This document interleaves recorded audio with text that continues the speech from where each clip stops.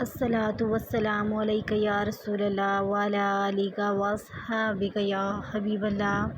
لاکھوں کروڑوں درود جناب مصطفیٰ حضرت محمد صلی اللہ علیہ وآلہ وسلم پر اور ان کی آل پر۔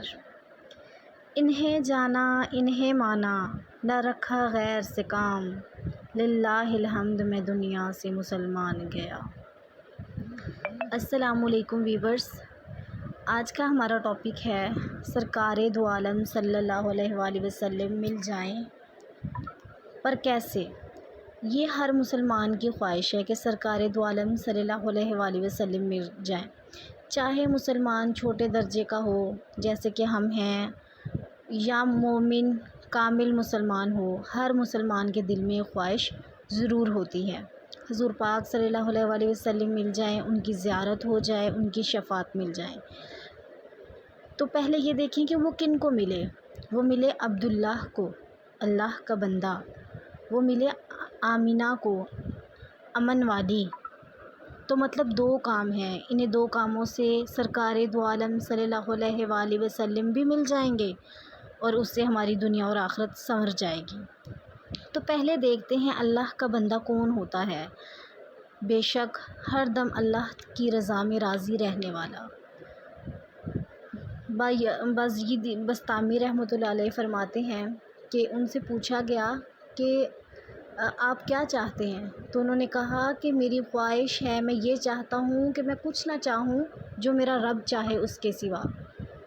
تو اللہ تعالیٰ کی رضا میں راضی رہنے والا اللہ کی بندگی اختیار کرتا ہے، اللہ تعالیٰ کا ہر دم شکر ادا کرنے والا اللہ کی بندگی اختیار کرتا ہے۔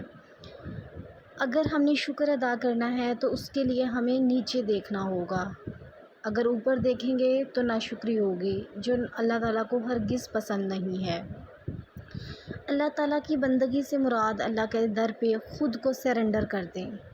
قرآن پاک کی آیت ہے وَأُفَوِّضُ أَمْرِي إِلَى اللَّهِ، اے اللہ میں اپنے آپ کو تیرے سپرد کرتا ہوں۔ یہ آیت پڑھیں اور خدا کے سپرد کر دیں، اللہ پاک کے سپرد کر دیں اپنے آپ کو، اللہ تعالیٰ کے در سے جڑ جائیں، نتھی ہو جائیں اللہ پاک کے در سے۔ ایک بار پورے یقین، پورے دل، پوری توجہ کے ساتھ آپ نے اللہ کے در پہ اپنے آپ کو سرنڈر کرنا ہے، اللہ تعالیٰ خود بخود آپ کو اپنے در کے ساتھ جوڑ لے گا۔ دوسری بات ہے امن۔ تو امن عبادت بھی جو ہے وہ امن کے سائے میں اچھی لگتی ہے۔ آپ کسی کا سکون برباد کر کے، کسی کا امن ہم خراب کر کے خود نماز کے لیے کھڑے ہو جائیں تو ایسی نماز کا کوئی فائدہ نہیں ہے۔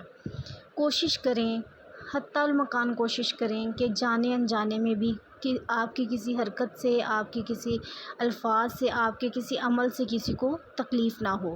یہ عمل آج سے ہی ہم سٹارٹ کر لیتے ہیں۔ جیسے ہی ہم نے کسی کو تکلیف نہ دینے کی نیت کرنی ہے، کسی کو پریشان نہ کرنے کی نیت کرنی ہے، اللہ تعالیٰ نے اسی لمحے سے ہماری زندگی میں سکون پیدا کر دینا ہے۔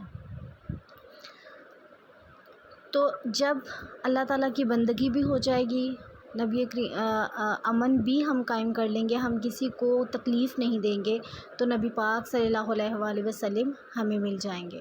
اور نبی پاک صلی اللہ علیہ وآلہ وسلم جس کو مل گئے اس کا کیا رہ گیا؟